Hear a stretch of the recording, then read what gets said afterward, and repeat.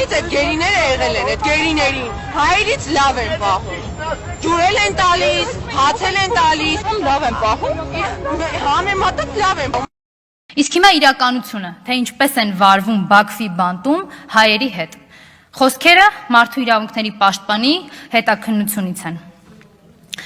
Հայ գերիներին ադրբեջանցիները ծեծելու համար ստեղծել են առանձին խմբեր։ Ծեծում են մինչև հայի գիտակցության կորուստը,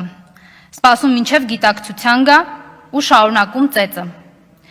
Ադրբեջանցիները եռման թեյ ու ջուր են լցնում հայ գերիների մարմնի վրա։ Այրվածքներ ստանալուց հետո շարունակում են ծեծը, հետո ծեծում այնքան մինչև մահանա։ Մայից հետո մի քանի օր դին թողնում են բանտախցում։ Սնվելու համար տալիս են 10 վայրկյան։ Ստիպում են ուտել գետնից, թքում են ուտելիքի մեջ ու ստիպում ուտել, կտրում են մարմնամասեր, ողջ կապում են մեքենայից ու քաշ տալիս, զրկում են ջրից, քնից ու սննդից։ Սա է թուրքերի դրական ազդակը,